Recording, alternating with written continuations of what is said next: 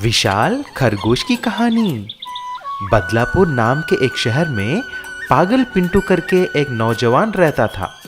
वो उसके mummy papa के साथ रहता था। उसको पागल इसलिए बोलते थे कि वह हर रोज कोई ना कोई पौधा और पत्ते को लाकर घर में कुछ ना कुछ एक्सपेरिमेंट करता था। एक बार ऐसे ही कुछ एक्सपेरिमेंट करके उस मिश्रण को उसके दोस्त को पिला दिया। उसका दोस्त अगले दिन तक पूरा काला हो गया। तभी उसकी माँ पागल पिंटू के घर आकर उसकी माँ से ऐसी बोली, अरे ओ पिंटू की माँ, देखो तुम्हारा पागल बेटे ने क्या किया है।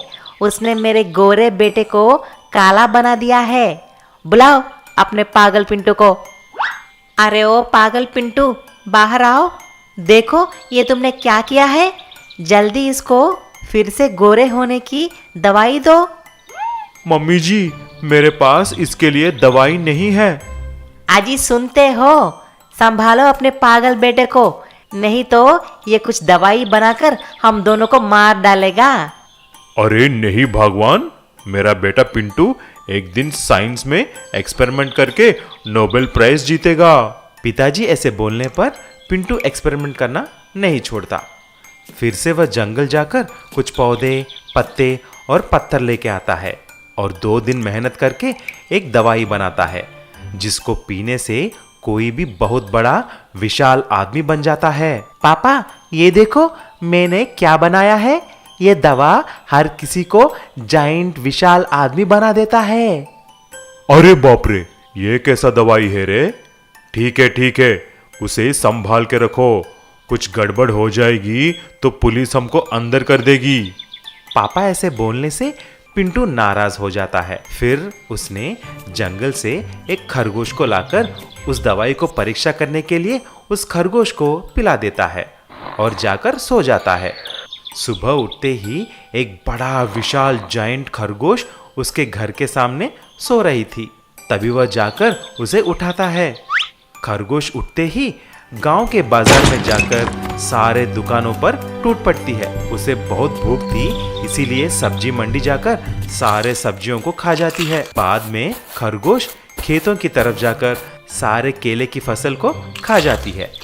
फिर सारे लोग उस विशाल खरगोश को देखकर हैरान हो जाते हैं और सरपंच के यहाँ आकर शिकायत करते हैं। तभी सरपंच ने पिंटू को बुलाकर, क्या रे पागल पिंटू, तुम तुरंत उस विशाल खरगोश के साथ कुछ कर, नहीं तो मैं तुम्हें पुलिस के हवाले कर दूंगा। तुरंत पिंटू ने एनिमल वेलफेयर वाले को बुलाकर उनको जायंट खरगोश को दिखाता है। तुरंत उस खरगोश को एक बेहोश होने की सुई लगाकर एक गन से उसे शूट करते हैं। तभी वह बेहोश हो जाती है। फिर सारे मिलकर उसको एक बड़े से ट्रक में डाल देते हैं, जू लेके जाते हैं। ऐसा पागल पिंटू ने सारे गांव वालों को उस जायंट खरगोश से बचाता है। खरगोश और कुत्ते की दोस्ती। बहुत समय पहले की बात है। एक जंगल में एक शिकारी कुत्ता रहता था। वो बहुत होशियार था। वो अकेला था, इसीलिए हमेशा जंगल में इधर उधर टहलता रहता था। एक दिन जंगल में घूमते हुए खरगोश के बच्चों का उसे एक झुंड दिखाई दिया जो अपनी मस्ती में खेल रहा था। खरगोश अपने भोजन की तलाश में कहीं दूर गया हुआ था, इसीलिए वो कुत्ता उन खरगोश के बच्चों के पास जाकर बैठ गया ताकि कोई और जंगली जानवर आकर उन बच्चों को खा न ले। जब वो खरगोश वापस आया तो उसने देखा कि एक जंगली कुत्ता उसके बच्चों के पास बैठा है और उसके सारे बच्चे उसके आसपास खेल रहे हैं और वो किसी को भी हानि नहीं पहुंचा रहा। उसके बच्चों को आराम से बैठकर देख रहा है, जैसे उनकी रखवाली कर रहा हो। ये सब देखकर खरगोश को बहुत संतुष्टि हुई और वो कुत्ते के पास गया और उसका हाल चाल पूछने लगा। तुम कैसे हो? मैं ठीक हूँ। तुम बहुत अच्छे हो, तुमने मेरे बच्चों का ख्याल रखा। ये तो मेरा फर्ज था। दोनों में काफी अच्छी दोस्ती हो गई। जब भी खरगोश को अकेला जाना होता तो वो कुत्ते को उसके बच्चों की रखवाली के लिए कह देता। कभी कभी कुत्ता आसपास के छोटे बड़े जानवरों का शिकार करके अपना पेट भर लिया करता था। सब कुछ बहुत अच्छा चल रहा था। लेकिन एक दिन चालाक लोमड़ी ने ये सब देख लिया और उसने सोचा क्यों ना इस बात का फायदा उठाया जाए। अरे वाह, ये तो बड़े मोटे ताजे खरगोश के बच्चे हैं। इनको खाने में तो बड़ा मजा आएगा। लेकिन इन बच्चों के साथ ये कुत्ता क्यों बैठा है? ये तो शिकारी है। क्या ये इनका दोस्त है? उसने धीरे धीरे कुत्ते से अपनी दोस्ती बढ़ानी शुरू कर दी। अब कुत्ता जब भी खरगोश के साथ बाहर जाता तो चालाक लोमड़ी पीछे से आकर खरगोश के बच्चों को उठाकर ले जाती। कई दिनों तक ऐसा ही चलता रहा, जिससे खरगोश के बच्चे कम होने लगे। तब खरगोश ने कुत्ते से इस बारे में बात की। दोस्त, हमारे बच्चे रोज कम होते जा रहे हैं। लगता है उन्हें कोई उठाकर ले जाता है, उनका शिकार करता है। ऐसा कैसे हो सकता है? मेरे होते हुए बच्चों के साथ ऐसा कौन कर सकता है? तुम फिक्र मत करो, कल से शिकार पर मैं नहीं जाऊंगा। मैं बच्चों का ख्याल रखूंगा। मैं भी देखता हूँ किसकी हिम्मत कि हमारे बच्चे उठा सके। कुत्ते ने बिल्कुल वैसा ही किया। अगले दिन वो शिकार पर ना जाकर खरगोश के घर के पीछे छुप गया। इतने में उसने देखा कि जब बच्चे खेल रहे थे वहाँ लोमड़ी आकर बच्चों को उठाकर ले जाया करती है। उसने ये सब देखा और उसी वक्त लोमड़ी को मार डाला। लोमड़ी, मैंने तुम्हें अपना दोस्त समझा और तुम इतनी धोखेबाज निकली। तुम्हें अब मैं नहीं छोड़ सकता। तुम्हें तो मरना होगा। इस तरह खरगोश के बाकी बच्चों की कुत्ते ने हिफाजत की और अपनी दोस्ती को साबित किया। सुनहरे शेर का घर।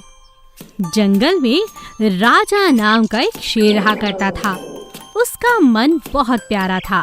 वो हमेशा सबकी मदद करता था तो वो जंगल का शेर, जंगल का राजा। लेकिन कोई भी जानवर उससे डरता नहीं था, बल्कि उससे बहुत प्यार करता था, क्योंकि राजा शेर सभी का बहुत खास ख्याल रखता था। सभी के जन्मदिन पर अच्छे अच्छे उपहार लाकर देता था और कभी भी किसी को दोष नहीं देता था, किसी को नहीं खाता था और सबकी सुरक्षा की जिम्मेदारी लेता था। इतना अच्छा राजा पाकर पूरा जंगल बहुत खुश था। हमारे राजा बहुत अच्छे हैं। उनका मन सोने का है। मुझे यकीन है हमेशा वो हमारी सुरक्षा यूं ही करते रहेंगे। खरगोश, हाथी, मोर, सभी जानवर हमेशा उनकी तारीफें करते रहते और जंगल में खुशी खुशी रहते। एक दिन चिड़िया आकर बंदर से कहती है, अरे बंदर, तुम्हें पता है राजा शेर का कल जन्मदिन है। वो हमारे जन्मदिन पर हमेशा कोई ना कोई इंतजाम करते हैं, सबके भोजन की तैयारियों में लग जाते हैं। हमें भी उनके जन्मदिन पर कुछ खास आयोजन करनी चाहिए। ये तो तुम ठीक कहती हो। मैं सभी से बात करके आता हूँ। बंदर अपने दोस्तों के पास जाकर ये बात करता है। सभी उसकी बात मान जाते हैं। मुझे लगता है जिस प्रकार राजा हमारी देखभाल कर रहा है, हमें ऐसा राजा कभी नहीं मिलेगा। कल उनका जन्मदिन है। चिड़िया बिल्कुल ठीक कहती है। हमें भी उनके लिए कुछ करना चाहिए। सभी जानवर राजा शेर के लिए कुछ करना चाहते थे, लेकिन उन्हें समझ नहीं आ रहा था कि वो क्या करें। हम क्या कर सकते हैं जिससे हमारे राजा खुश हो जाएं? अरे देखो देखो, ध्यान से देखो, राजा की गुफा कैसे टूट फूट गई है। रात में जब राजा जी सो जाएंगे, हम आकर उनकी गुफा को रंग कर देंगे और उसकी मरम्मत भी। ये बात बिल्कुल सही है। क्यों ना हम इसे सुनहरे रंग का कर दें। राजा